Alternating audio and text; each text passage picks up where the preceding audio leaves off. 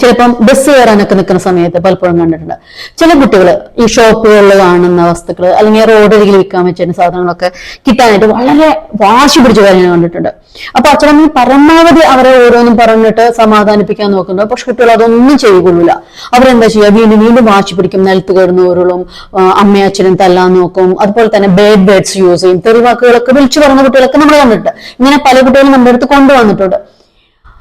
അപ്പോ കുറെയൊക്കെ പാരന്റ്സ് പറഞ്ഞിട്ട് ഈ കുട്ടികൾ കേൾക്കാതെ ആവുമ്പോൾ മറ്റുള്ളവർ നോക്കി നിൽക്കല്ലേ എന്ന് വിചാരിച്ച് നാണക്കേട് വിചാരിച്ചിട്ട് ഈ കുട്ടിക്ക് അവർ അത് വാങ്ങിച്ചു കൊടുക്കും ഒരു പ്രാവശ്യം.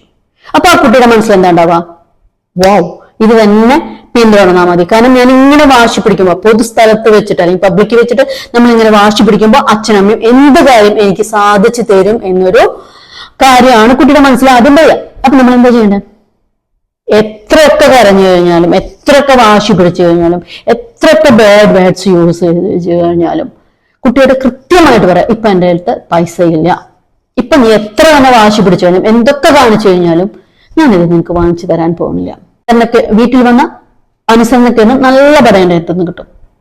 ഇവിടെ കയറുന്ന അലറി വിളിച്ചു കഴിഞ്ഞാൽ നീ അലറി വിളിക്കുക എന്നേ ഉള്ളൂ, ഞാൻ ഒത്തിരി കാര്യവും നിനക്ക് സാധിപ്പിച്ചു തരാൻ പോകുന്നില്ല. അതേസമയം ഇപ്പൊ ഞാൻ പറഞ്ഞത് കേട്ട് നീ മിണ്ടാതെ അനുസരണയോടെ നിൽക്കുകയാണെങ്കിൽ നെക്സ്റ്റ് ടൈം അമ്മയുടെ അടുത്ത് പൈസ ഉണ്ടാവുമ്പോൾ ഞാൻ മേടിച്ചു തരാം, അല്ലെങ്കിൽ നിനക്കത് അത്യാവശ്യമാണെന്ന് അമ്മയ്ക്ക് തോന്നുകയാണെങ്കിൽ അമ്മ വാങ്ങിച്ചു തരാം.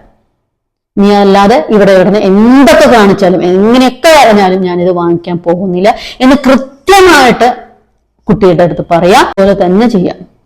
ഓക്കെ, ഇങ്ങനെ 1-2 പ്രാവശ്യം ചെയ്തിട്ട് ആ കുട്ടിക്ക് വിചാരിച്ച കാര്യങ്ങൾ നമ്മൾ ചെയ്തു കൊടുക്കുന്നില്ലെങ്കിൽ അല്ലെങ്കിൽ അവൻ വാശി പിടിച്ച കാര്യം നടത്തി കൊടുക്കുന്നില്ലെങ്കിൽ ആ കുട്ടി തന്നെ മനസ്സിലാക്കിക്കോളും, ഓക്കെ ഇങ്ങനെ പബ്ലിക്കായിട്ട് അമ്മേന്റെ അച്ഛന്റെ അടുത്ത് ബിഹേവ് ചെയ്തിട്ട് കാര്യമില്ല, ഞാൻ എത്ര തന്നെ വാശി പിടിച്ചാലും അവര് വാങ്ങിച്ചു തരില്ല എന്ന് പറഞ്ഞൊരു കാര്യം പിന്നെ വാങ്ങിച്ചു തരാനേ പോണില്ല.